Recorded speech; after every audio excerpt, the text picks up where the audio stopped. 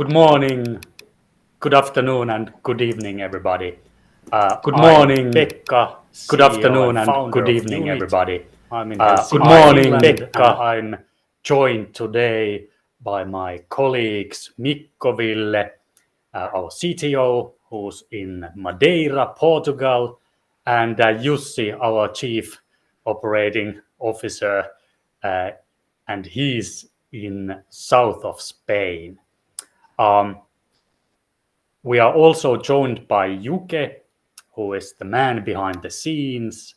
He is checking the live chat you can all take part in, and also he's doing the graphics thing. So fingers crossed that everything will go as well as it did last time.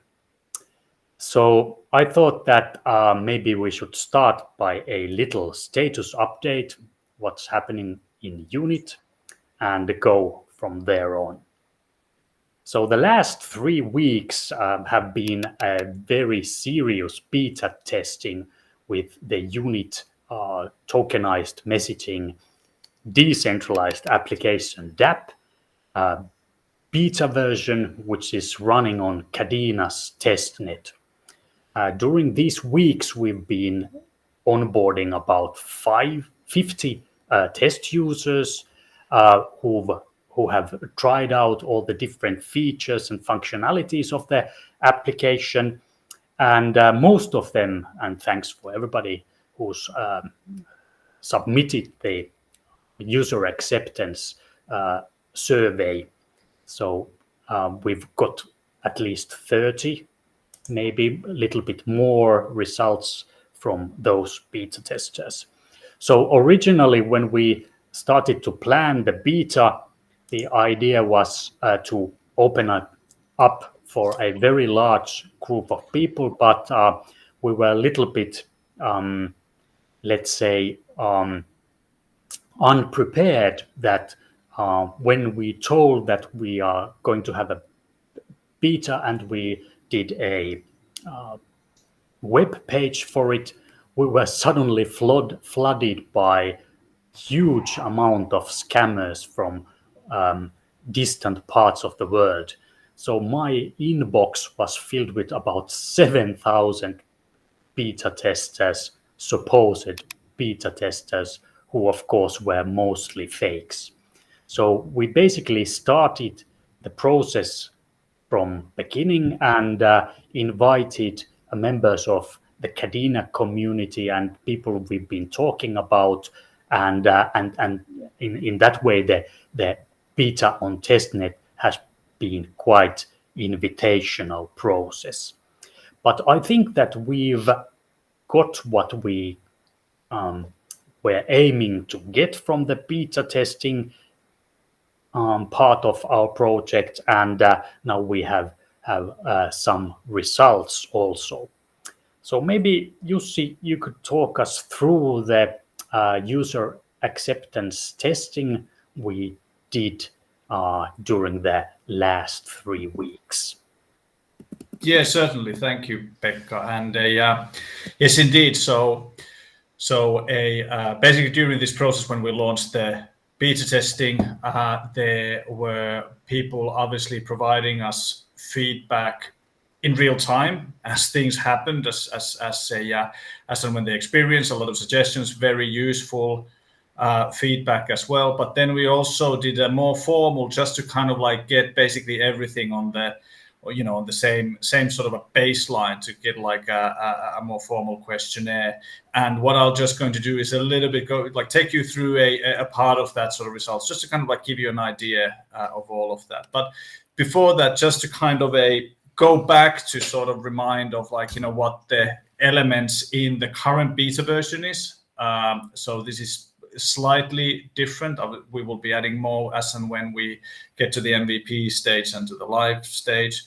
But just to kind of like the main elements for what that is in the current beta version. If you want to have a more detailed presentation, if you're not one of the beta testers or the beta users, there's the previous the video, the demonstration video a couple of weeks ago that's on our YouTube channel. But basically there's 3 elements in the in the UNITT app as it stands. So first of all, there's the element of being able to make connections, which is sharing your profile, which is in blockchain under fully every user's control. Then there's perhaps the most important part, which is the messaging, which allows people to either send UNITT tokens with their messages or request UNITT tokens with their messages. And the idea here is not just sending crypto to friends and all that, but there is this kind of conditionality in that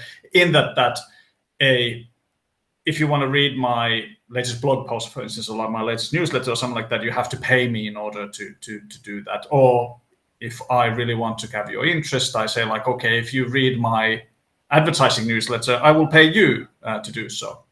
And then there is this discovery element, which is a way for the users to publish their content, make that available for free, make that available so that the readers pay the creator, or make it available in a way that where the creator pays the reader. Again, if you want to incentivize people, if you want to bring new audiences in that. So for about a month, just short of a month, people have been using this, and what the feedback that we've received so far when we asked overall experience, like what did you think about this? From excellent, good, neutral, not that good, or very bad. Thankfully, it's resounding 93% thinks it's either good or excellent, with 50% thinks it's excellent. So clearly we are onto something here. People seem to get the idea. They get what we are trying to achieve with it. They think that the technical execution is what expected. So that's fantastic news. We're really pleased about that. We're really happy that even at this sort of like a very first stage, we're kind of like, you know, hitting the mark, at least as suppose what the users say. Of course, there's the question of like, okay, people say that, yeah, this is nice. Of course, it's a nice thing and all that. So that's why, in order to sort of like get a little bit more of a objective view, we also ask people to rate us what there is this net promoter score. So those of you who work in sales or marketing and all of this product might know net promoter score. It was done. It was one of the consultancies. I think it was Bain, or was it Boston Consulting or something like that, who perhaps came up with this. But it's basically a very simple statement, and I'm sure that, you know, a lot of businesses are always asking this, which is, you know, up to ad nauseum. But it's basically this question that, you know, please rate from 10 to 0 or 10 to 1 how likely you are to recommend this product or service to a friend, colleague, family, whatever. And there's some evidence to show that those that get a higher net promoter score, that tends to correlate with growth in the business, and vice versa. And the idea there is that we only count as promoters those who rate our product 10 or 9. So people who are really quite enthusiastic about that, who will go to their friends saying like, oh, you really have to use this. This is fantastic. So those are the promoters. Then you have these passives, the people who say like, oh, it's bad, you know, but I'm not going to really kind of like go out of my way to tell about everything. Those are those who score, I think, 7 and 8. And beyond that, they are what they call detractors. So they might still give a nice score, like seems to be that they are not being that critical, but in real life, they might be somebody who gives a 6 might actually go and say to their friends that I don't think it's very good or something like that. So anyway, what our score is, it's a simple deduction between the promoters and detractors, and our net promoter score is 50, which I think is great. We are just at the start of it. There is still not utility. Obviously, this is still a testing environment. It's not a real money going through there, but you know, again, people seems to be that they're really kind of like caught onto the idea, and that's fantastic to see. We also ask people, we obviously have our own theory and our own kind of why we're building this, but what would our users use this? And just kind of like briefly, obviously, most of the people, 70% or more than 70% said that this would be a great way to consume content. one of the big things that we are driving is that allowing a premium content, the type of content that's normally behind a paywall, that you would have to pay a lot of money or get an annual subscription, whatever that is. How could we all consume that on a pay-as-we-go basis? I'm only interested, reading this one article. I don't want to get a subscription to your publication on that. So that's a value that everybody seems to be seeing, or most of the people, well, nearly all of them seems to be seeing. Then there is the element of content creator. Ultimately, this is where we want to. What we want to do is create this a more equitable, more fair, more prosperous world for creators as well, where they will make the most of the money and not the platform providers. Again, 50% of the beta users seem to think that this is something that they themselves would find valuable and use this as a content creator. Also, 43% thought that, especially at this stage, a lot of the beta users are from the development community, from across Cadena and other ecosystems, but a lot of heavy on the developer side. And again, there is a potential opportunity to see how could this technology be used for payment, for other type services, and the best example of this is to use for AI services, and we have in the beta version already, we have integrated that with ChatGPT. So very simply, you can ask questions, and as you get responses, you have to pay for the responses. So that would be the way of paying, rather than getting a subscription service for the AI services. You could do it in a sort of pay as you go basis. So that's a 43%, and then a majority think that there's opportunities to pay for professional services. By that we mean things like doctors, lawyers, consultants, therapists, whatever that might be. To provide those services on a pay-as-you-go basis. Advertising as well. Again, the good thing about the beta, the UNITT environment and the UNITT ecosystem is that we don't classify people into users, creators, consumers, advertisers. Everybody can do all of these things as they please. So again, that's an opportunity. But again, not that many people are necessarily interested of giving money away to other users, but there are some already. So if I may offer one point to the previous, so even though that the group was not very large, we can be quite happy that it was rather diverse. So basically, we got answers on all those different use cases we have thought that this application might be useful. So that's one important takeaway, that the group was quite nicely very diverse.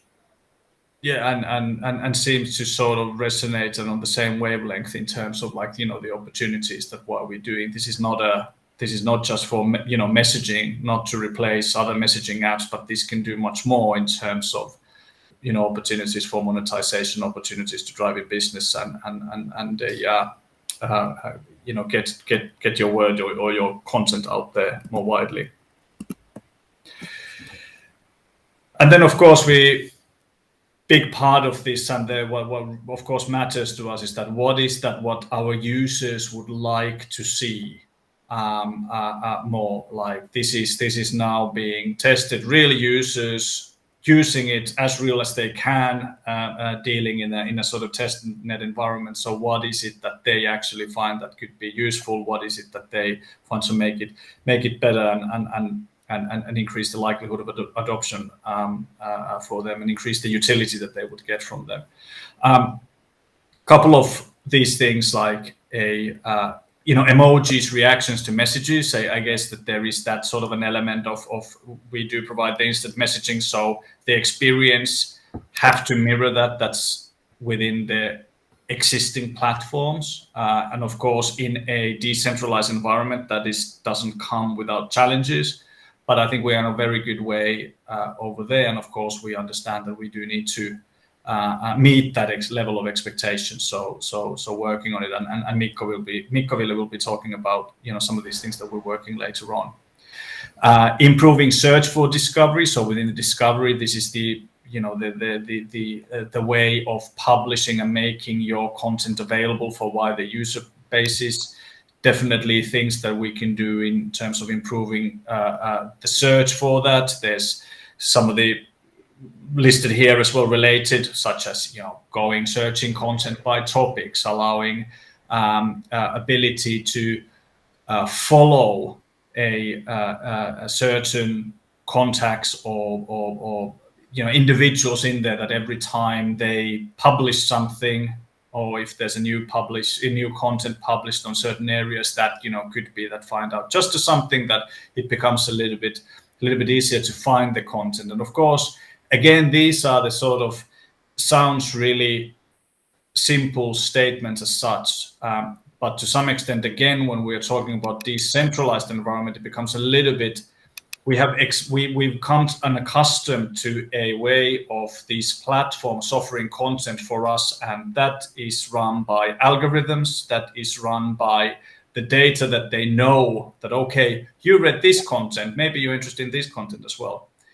When we're talking about decentralized environment, we are not looking at, we cannot see who's looking at what content necessarily, or make suggestions on that. So in a decentralized environment, so in order again for us to meet the expectations, it's not that straightforward, but of course something clearly that we endeavor to do, and we continue to do, and start adding a new content discovery capabilities within our discovery as we can.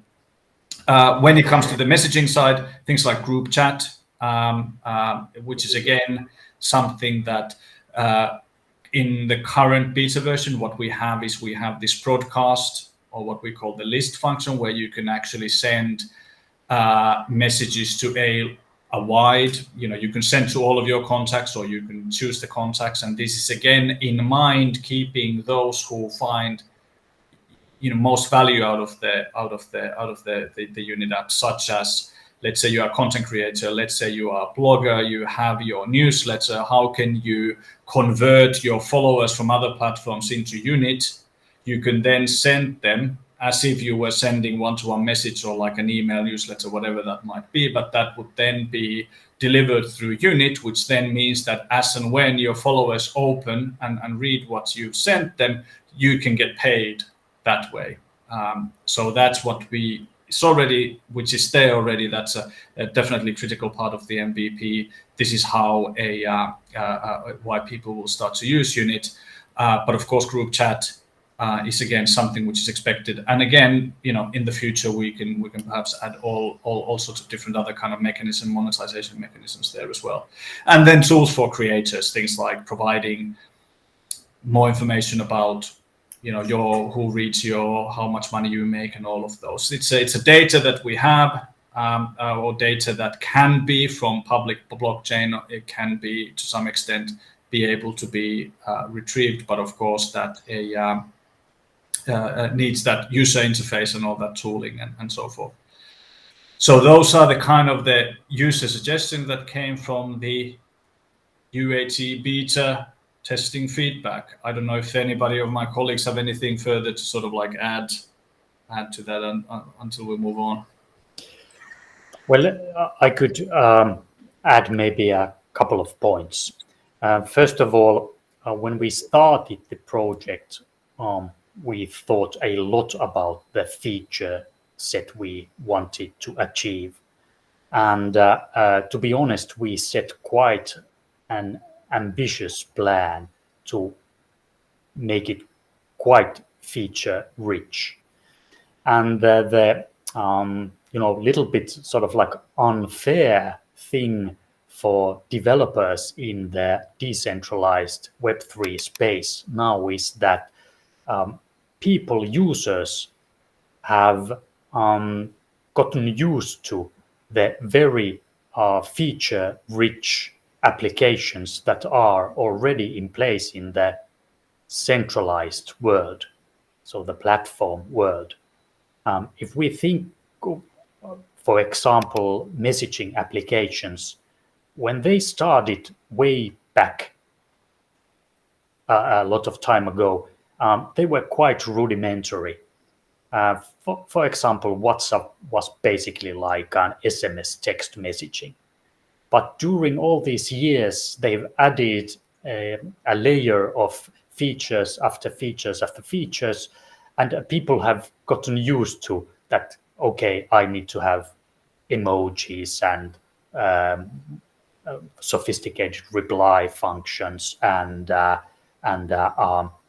all kinds of group chat options and so on. But that user experience is very hard to replicate in a decentralized world.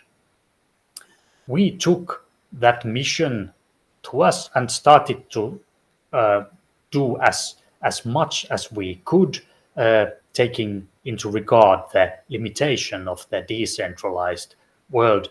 And we, had to use a lot of time to plan how, for example, how would a multiple one-to-many messaging would work in a decentralized space.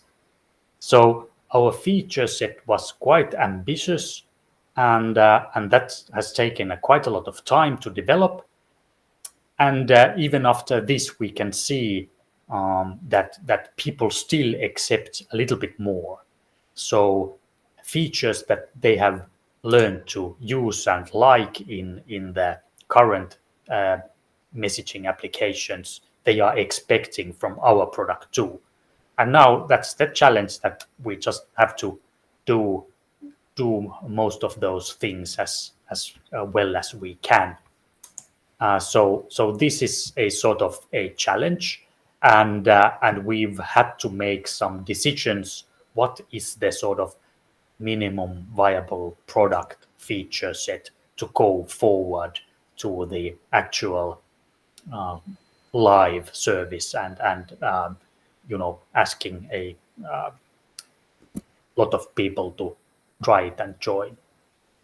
So but in all, we have taken the results of the user acceptance testing very seriously, and we've put the most important stuff to our roadmap, and we will tackle them in a planned fashion going forward. So yes, so maybe Mikko-Ville, you could now tell us a little bit what kind of features you are working on for the next version of UNITT messaging app.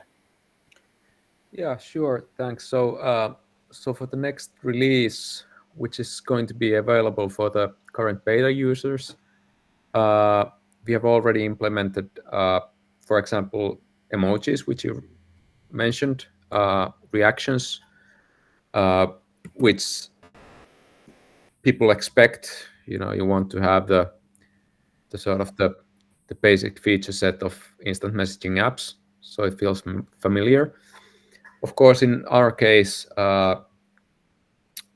also have, because we have, in addition to one-to-one messaging, we have one-to-many messaging. So if you have 10,000 followers and you send a message to all of them, it will arrive as a one-to-one message to each of the followers, and then they can react to your message, and you as a author can see all the reactions, so you can see how well people react or respond to your message. For example, if you want to promote your content or thank your followers or whatever.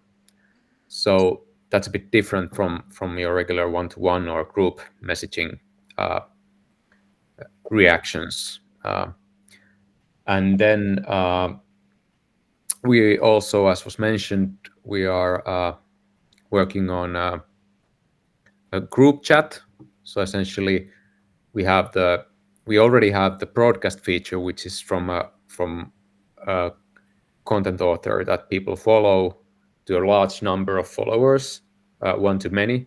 We will also have then many-to-many messages, for example, what you would have in some messaging applications. If you create a group and add your friends there, everybody can see everybody's message, and you can will see everybody's reactions and so on. So that will be coming, and that's even going to be useful for us as founders. We can finally move away from other instant messaging apps to use our own product in a group chat, which will be nice.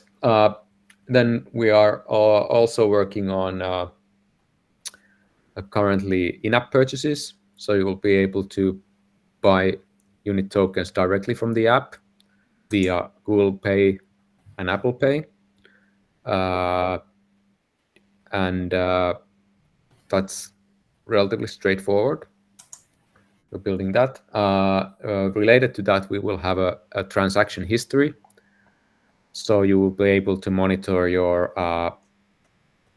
and the finances, so where you get tokens from, where you send tokens to, so on. So you will have an overview on sent, purchased, and received tokens, which is I suspect relatively important to people.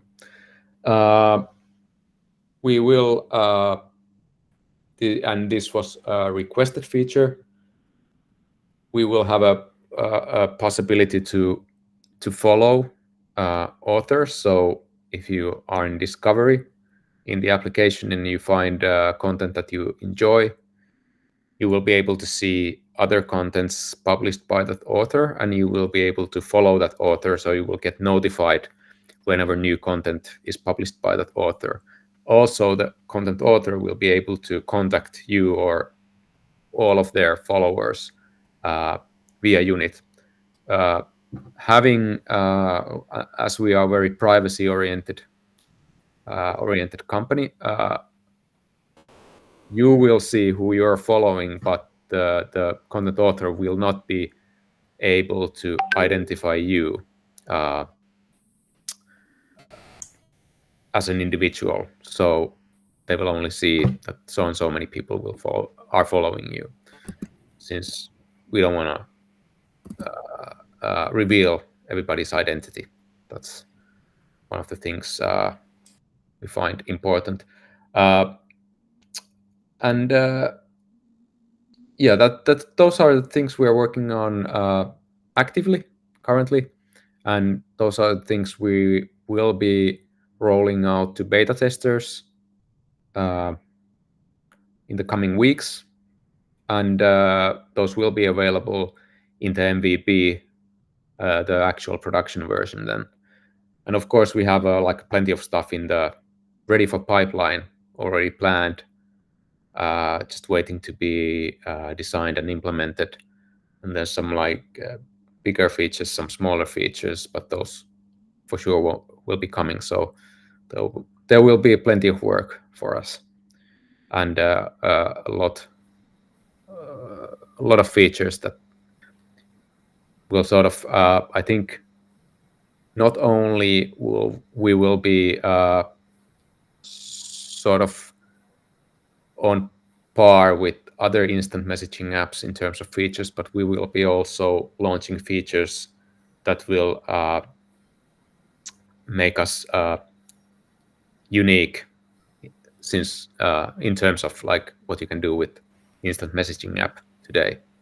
I think we're pretty unique already. I don't think anybody else. We're pretty unique, but there will be more to come. So, yeah. so yeah, of course, we want to have like you said, we want to have like the sort of minimum feature set of instant messaging apps. But then after that's complete, there's like well, it's an open road. So we have plenty of stuff that we can do, which others won't do. So I guess the challenge here is to sort of we're bringing a lot of new things, the sort of things that what we're doing, you can't do this. No one else does it. No one else. There's no way for anybody to come up with a sort of like a project that where you are able to both as a consumer, as a creator, in terms of like, monetize your attention, monetize your content, do that sort of thing, but then also kind of circumvent every, all the platforms and all that in terms of like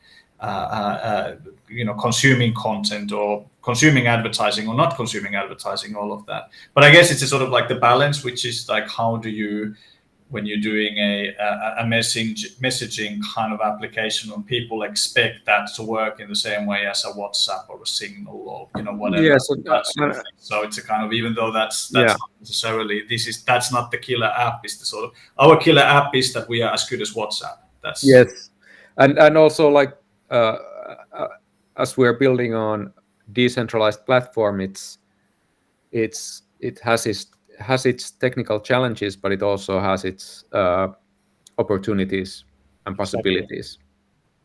Totally. Yeah. So Absolutely. you can do most of the stuff you could do in centralized platforms, but there's so much more. And you can instead of like putting your content somewhere and giving it away, sort of giving away the copyright and everything. Here you are the owner, so you are Exactly. actually participating in the platform. And, Yes. and just simple like that, like, wouldn't it be nice that if I follow somebody, that I could actually see every time that somebody posts something, that I could see that, rather than something which is suggested because it carries a better advertising value or something like that. Just to sort of like, I may be crazy, but I think it would be nice to see the content that people and institutions that I follow, that I could actually see their content and not something which some algorithmic Yeah, process. totally. Like, instead of seeing every fourth post being an ad, you'll just see what you want to see, and you will be giving your money directly to that author or producer of the content. Yeah. Of course, the challenge is that what do you do when you sort of like go to the app first time, because nobody, and this is what we are sort of working with all of these, is trying to work out is when you don't yet follow anything, you can't see anything. But then you have to do the switch over at some point, that if you start up on X or Facebook or Instagram, immediately it starts to offer you stuff. The problem is that it doesn't stop you offering you stuff even when you have some people to follow. So and also the stuff that it offers you initially is mostly irrelevant to you. So I'm not sure which one is better, like a bunch of useless stuff or a clean slate that you can then fill with the stuff that really interests you. Exactly. And hopefully a lot of people will come to this app and platform through the content they will want to follow and the people they want to connect with. And also, I think that very important part is that those one-to-one relationships, that you can bring in the sort of value transfer to your interactions with some other people. So we are not yet sure what are the features that will actually bring in people, but we have some ideas what they might be, and we are of course debating inside the team also that what is the sort of most important thing to us all. And one interesting thing is that people are very clever, that some of the current social media platforms are used in ways that the designers initially didn't intend them to be used. And there's a lot of like anecdotal evidence from history, starting from let's say mobile telephone SMS features. There were some developing countries where people realized that they could actually use the prepaid feature to come up with a sort of rudimentary banking system. So you could go into the big city and buy some prepaid time, and then put it to your family's phone in some remote village, and suddenly there was like a value being transferred. In a similar fashion, we not necessarily, so we have a pretty good idea for ourselves what could be useful, but we can't tell exactly how people are going to use it eventually. So this is the important part, and very exciting in a sense that when we finally get this product to larger, into production, it's so nice and interesting to see how people will use it. Probably in many novel ways. We don't know yet. Yeah, no, except well, one of the things as well, what we can do is that you can sell your attention. People often seem to be a lot of I find a lot of kind of like a blockchain decentralized social media has this sort of thing like no advertising, and it's like, oh, advertising is bad, and yes, it's like spam and advertising when I didn't ask for this content. I didn't ask to know about your something which is irrelevant or something like that to me and all that sort of thing, especially as someone else is kind of pushing that down to me through my in my throat, and they are making all the money. But what if it was other way around, that I would actually get paid? I would think that there would be a lot of business I would love to engage with if they would be sort of like paying me and giving me incentives to sort of like go through their content and all that sort of things. Over $600 billion is spent on digital advertising. Yeah. Like there's only 8 billion of us. You can do the maths. I'd like some of that money. Why can't I get some of that money? Yeah, and who doesn't want to be notified of the new products of the like a company that they're interested in, or maybe their hobby or something like that? I certainly would be. There's plenty of companies that I would love to know about their new products and offerings and all that stuff, and especially if they give me tokens to read that. But when I go on Facebook or something else, it's just like most of the stuff just doesn't concern me at all, and it's just advertisement. Yeah, and there's nothing in it. Nothing in it for you. Yes. And it's actually gotten worse. So yeah. Because of some privacy legislation and all this cookie setting accepting stuff, the relevancy of the feed that the algorithms are feeding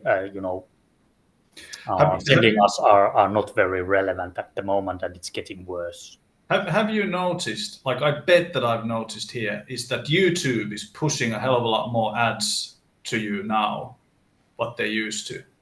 Because now it seems that if I start a video, they will show I have to watch like 2 or 3, and then the 4th one is the one I can skip after like 5-6 seconds or something like that, and then the video starts. It used to be that there was literally the frequency on some videos. The frequency has become you can watch 5 minutes and then there will be another set of commercials. Yeah. And also you can now opt out of targeted advertisement, but it's sort of a Faustian bargain. That do I want to give my information away to like random advertisers so they can then utilize that and give me more targeted ads, or do I not want to have that and have even worse ads? Like, which one is it? There's no like good choice. Yeah, definitely. Yeah, exactly. So maybe before we wrap up, a couple of points regarding our short-term roadmap. So the development of the messaging app, of course, is continuously continuing. I don't know if you can say that, but I just did. And we are preparing the mainnet launch in sort of like 2 ways. First of all, our token launch is imminent, and also we are going to start testing on the mainnet soon. We will do a pre-sale of the UNITT token in the near future, and this is very exciting in a way. We've had some, fantastic examples already in the Cadena community, and sort of even the larger audience's renewed interest in all things crypto are helping us here. So it will be very interesting our plan is to make it possible for, of course, for people to swap Cadena-based tokens to the UNITT token, but also we are looking into different ways to make it possible to buy the UNITT token with fiat money. So this is something that we are doing right now, planning a lot and engaging with the community to get it done. And so this is what we are going to do the next few weeks going towards the spring. Now I see that we don't really have any questions this time on the chat, so I think we are almost prepared to wrap this session up. Or is there anything that you might want to add, Jussi or Mikko Ville?